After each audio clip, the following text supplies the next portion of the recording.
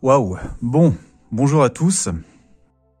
Alors aujourd'hui, un tirage qui va être assez compliqué à présenter parce que je pense qu'il va sembler partial à beaucoup de gens. C'est pour ça que ça va m'être difficile, moi qui aime rester le plus neutre possible. Vous allez voir que les symboles qui apparaissent ici sont quand même assez sidérants quand on est dans le contexte présent.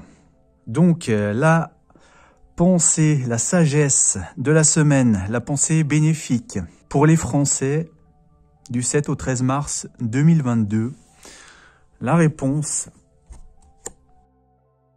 c'est le chevalier d'épée. La précision, c'est le 10 de denier. Le chevalier d'épée. Ce n'est pas n'importe quel chevalier d'épée. C'est ça que j'ai trouvé assez sidérant. C'est qu'on a ici Saint-Georges. Or, en venant de faire une recherche pour me remémorer l'histoire de Saint-Georges, je viens de découvrir quelque chose que je ne connaissais pas, qui m'a un peu scotché. Alors tout d'abord, Saint-Georges, le symbole, c'est quoi? Grossièrement, on peut dire c'est la lutte du bien contre le mal. C'est le saint, le chevalier qui est en train de terrasser le serpent ou le dragon. Ce serpent ou le dragon qui représente donc le mal. Alors il y a plusieurs légendes ou histoires autour de Saint-Georges. Il est dit que ce serpent demandait des sacrifices humains pour être assouvi et que donc Saint-Georges l'a tué avec sa lance. Donc Saint-Georges, c'est le patron des armuriers. Les armuriers, ce sont les gens qui fournissent les armes. Donc c'est quelqu'un de guerrier. Mais j'ai découvert aussi que Saint-Georges était un patron extrêmement vénéré en Russie. Alors il y a d'autres pays, il n'y a pas qu'en Russie. C'est aussi le saint patron de l'Angleterre, le saint patron de la Géorgie, donc il y a de multiples pays. Mais ce qu'il y a quand même de sidérant en Russie, c'est que c'est le patron du premier ordre militaire de Russie, donc on pourrait dire des armées russes finalement.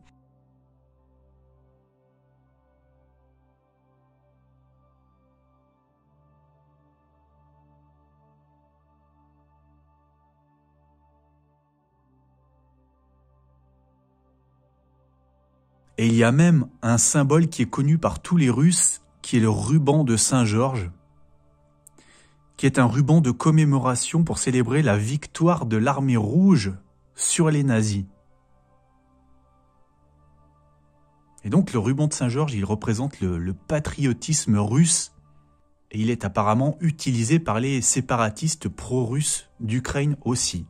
Donc voilà, quand j'ai lu ça, je suis resté quand même assez sidéré.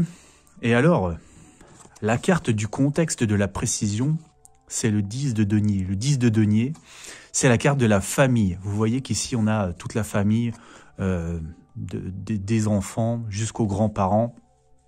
C'est la famille et c'est la carte de la sécurité matérielle. Les gens qui sont en sécurité, les gens qui ont une vie tranquille, ils sont à l'abri dans des belles maisons solides. Il y a la notion d'héritage, de transmission de génération en génération, de la culture familiale. Donc là, on a préservé la vie de famille, préservé les civils, préservé la transmission historique, la transmission générationnelle. Et là, donc, pour moi, on a le symbole de l'armée russe, en fait, tout simplement. Alors, pourquoi les cartes nous disent ça en France cette semaine? Est-ce que c'est pour avoir un traitement de l'information qui soit moins partiel? Je vous parlais il y a 2 semaines de propagande médiatique juste avant que la guerre ne débute. Donc est-ce que ce tirage n'est pas en train de rappeler quand même que la situation n'est pas aussi simple que BFM TV veut nous le faire croire? Je vais vous laisser en juger par vous-même. Je ne vous dis pas quoi penser. Voilà, je vous livre le résultat des cartes. Écrivez en commentaire la déduction que vous tirez de ce message. En tout cas, je vous remercie et puis je vous dis à très bientôt.